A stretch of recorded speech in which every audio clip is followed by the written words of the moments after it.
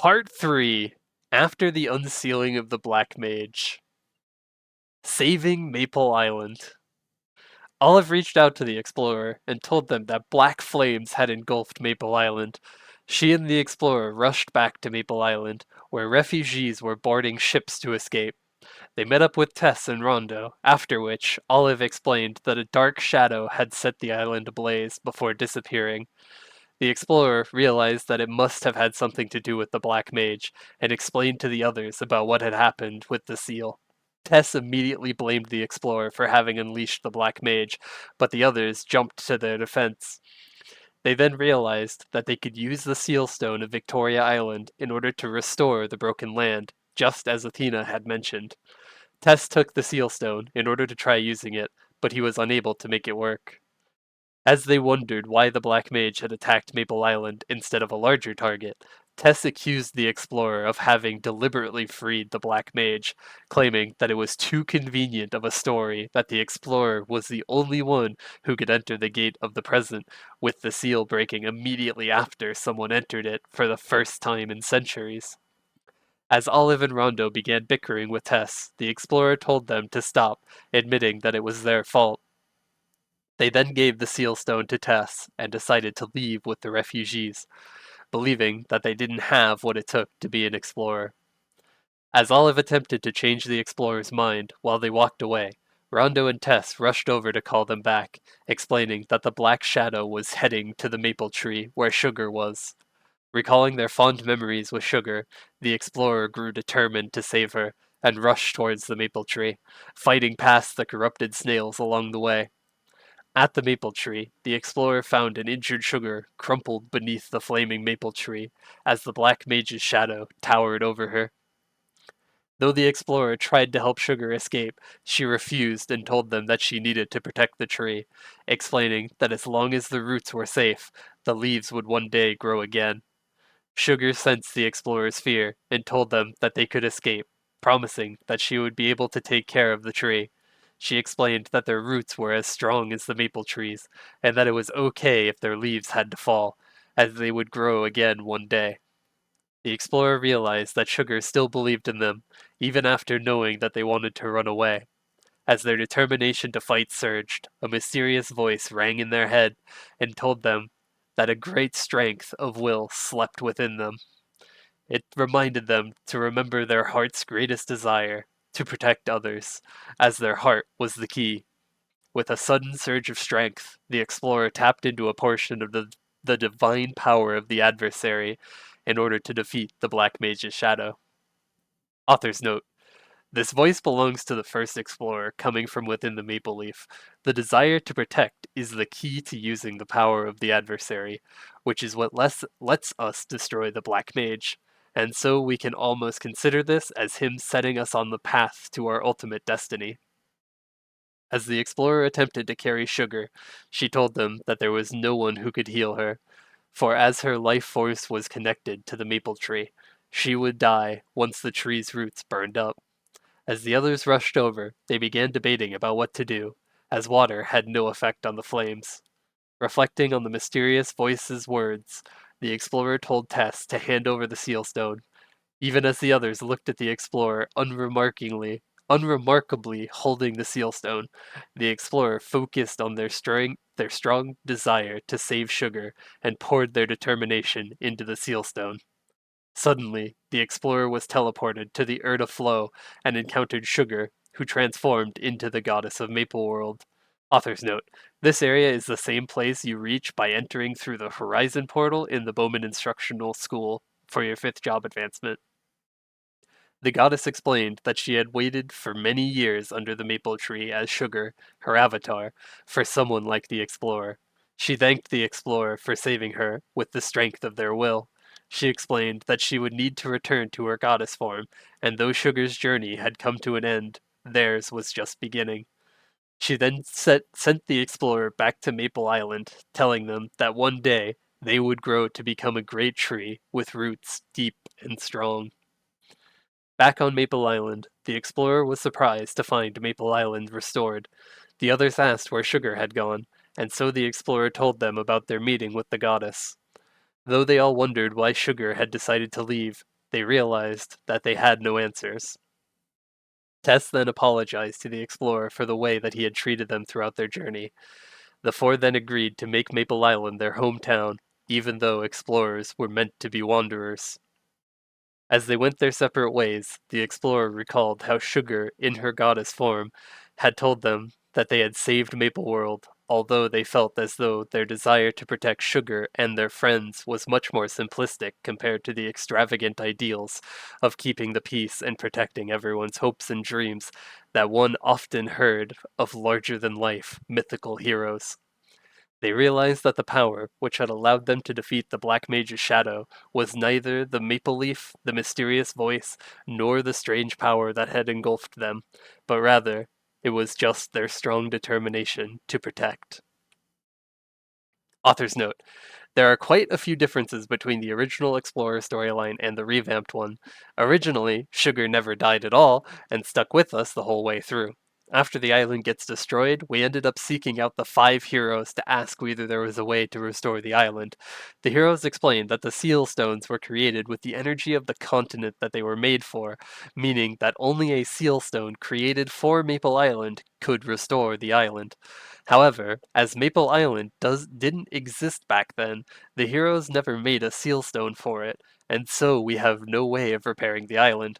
The concept of a seal stone only fixing the land that it was made for has been removed, which is why it technically makes sense for us to be able to use the seal stone of Victoria Island in the revamp. If the explorer was a magician, we'd end up talking to Evan, who would give us some of Frood's research on the seal stones from Afrian. The research explains that there are 3 key points to use the Sealstone: a focal point to channel its power, which can range anywhere from a person to a continent, the combined will of 5 individuals to give intent for its power, and a strong desire to abandon destruction and seek peace. The second point was alluded to in the revamp, with the way that Xenon notes that there are 5 of us, although, like I mentioned before, all the rest have been retconned and removed. Eventually, the shadow would come back and we would defeat it when the other 4 explorers buffed us and the goddess of the Maple World would give us her blessing. It feels really weird we're defeating the Black Mage's shadow in our first job, whereas we fight the Black Mage's shadow at 4th job in the original storyline. After we defeat the shadow, our combined willpower transforms the maple leaf into the seal stone of Maple Island, exactly like how it was described in Frood's notes.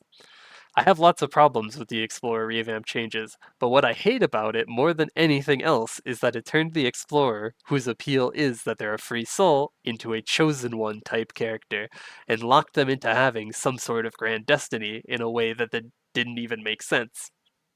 The whole point of the adversary is that they're a vessel that embodies the will of the people whom they've defeated, which gets channeled through the seal stone and gives them strength. They're not valued because they're born special, they're made special because they're valued. The original Explorer storyline captured this idea perfectly by having the 5 explorers come together in order to create a seal stone to save Maple Island with their collected efforts. We were made special because we spent 100 levels with them and formed bonds through shared memories. Now, we hardly spend 20 levels with the others, and in the end, we only make one close bond with Sugar, and even that's because she's been tasked with guiding us through our destiny. Even worse, Sugar gets killed off early, reducing her into a stepping stone for our character's development. Our importance as the adversary gets cheapened because instead of leaning into the game's biggest theme of symbiosis, the writers treat our interactions with others like some sort of obligation, and in the end, we're just an empty vessel whose importance and strength comes from taking a leaf, rather than the bonds we made through our actions. The explorer then returned to Athena Pierce, and told her about what had happened on Maple Island. Though they apologized for using the seal stone, Athena told them that they had done exactly what they needed to do, and asked them once again not to blame themselves, when the explorer noted that they had merely fixed the mistake that they had created. Athena then asked them how they would be able to use the seal stone, as even she didn't know. To which the explorer told her about the mysterious voice that had explained their desires to protect others was the key to using the seal stone. Athena realized that she was right when she had declared that the explorer had great power, as there's no way an ordinary person As there were no ordinary person to have walked through the gate of the present, face the Black Mage's shadow, and use the seal stone, she then told them to become stronger, as the power they held may save the Maple world one day. The explorer then returned to their job instructor, who taught them stronger skills. Author's note: originally, for your second job advancement, your instructor would send you to a special map where you had to collect dark marbles as a test. The explorer then continued training, but found that they still couldn't hear the mysterious voice. They decided to find new works to do, and went to Hennesis in order to ask the townspeople if they needed help. Camilla suggested that they visit the Six Path Crossway, as many people pass through there and might need help. At the Six Path Crossway, they encountered Rondo standing before the interdimensional portal. After startling him as a prank, the explorer was surprised to find that Rondo had fox anima ears. They then helped pick up Rondo's fallen hat and listened as Rondo explained that he was an orphan, and so he had no idea why he had been born with his ears. He told them that he had decided to become an explorer in order to find others like himself, although he had realized that the only animal ears that he had seen on people were all decorations. Suspecting that he was from a different world, he explained that he was trying to use the interdimensional portal in order to visit Grandis and find his people. The explorer decided to accompany him, and the two traveled to Pantheon, where they asked Cartalion about people with fox ears. Cartalion told them that the anima had animal features, although many of them had gone into hiding after the High Flora had declared war on the other species of Grandis. He explained that Pantheon was perhaps the safest place on Grandis, as the Nova relics protected them after they had been forced to flee their capital of Elysium. Rondo asked where the anima refugees had fled, but Cartalion told them that he had no idea, as the Nova had rarely crossed paths with the anima even before the war. Rondo suggested venturing out to old anima villages, but Cartalion told him that it was too dangerous outside the protective shield. To prove his point, Cartalion escorted Rondo and the explorer to the border, where they found themselves overwhelmed by specters. Realizing that he stood no chance at his current strength, Rondo decided to become stronger in order to find his people, and thanked the explorer for accompanying him and keeping his secret. Rondo told the explorer that he planned to stay in Grandis for a while, and told him that he could return to Maple World. After the explorer left, they noted that the flames of war engulfing Grandis were just like the disaster on Maple Island. Feeling sorrow for the unimaginable pain in the world, they resolved to grow stronger enough. They resolved to grow strong enough to help everyone. Suddenly, the mysterious voice called out and told them that they had the will to be awakened. It told them to remember their heart's desire to help those in need, as their heart was the seed that would grow and flourish. Feeling new power awakened within them, the explorer returned to their job instructor, who sent them to the chief's residence in El Nath. There, their respective chief taught them new skills for them to become stronger. Author's note: originally in your third job advancement, your third job instructor would test you by sending you to the holy ground at the snowfield, where you'd have to touch the holy stone and get transported into a pocket dimension. Inside, you had to defeat a clone of your first job instructor and collect the black charm that they dropped, bringing it back to your job instructor. One of the features of the original Explorer story was that each Explorer branch had a different storyline. For example, our quest with Rondo in the revamp was copied over from a level 25 quest that the Explorer Magicians did. Level 25 Explorer Warriors would have a quest with Sugar, Bowmen and Pirates had a quest with Tess, and Thieves had a quest with Olive.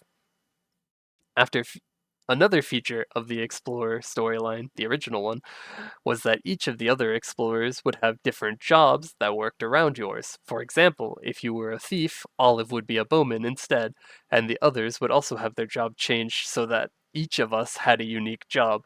This last part of the section is just a mount quest for explorers. During their adventures, the explorers ran into Kenta at the aquarium, who explained that he was a monster tamer, working to show that monsters and humans could coexist peacefully. In order to do so, he had been developing a way to ride monsters with a special pheromone. However, strange monsters had recently stolen his research notes and feared that it would fall into the wrong hands. Kenta asked the explorer to protect his oinker from the monsters and gather their pheromone samples. while also recovering his research notes. After helping protect the Oinker from the Barnard Greys, Kenta thanked them and promised to teach them monster riding as soon as he finished his research. Soon after, Kenta reached out and explained that he had learned that pheromones could cause monsters to grow violent, and so he asked them to go to Livry and purchase a special bottle of perfume from Chief Tatamo, which could calm the monsters down. After purchasing it, the explorer used the compound to tame a wild hog, allowing them to ride it. Sometime later, the explorer went to visit Kenta again, where he told them that he had learned a way to strengthen the monster that one could ride. After obtaining Pinhov's charms and cracked shells, the explorer paid a hefty donation fee to Kenta, who then upgraded their hog into a silver mane.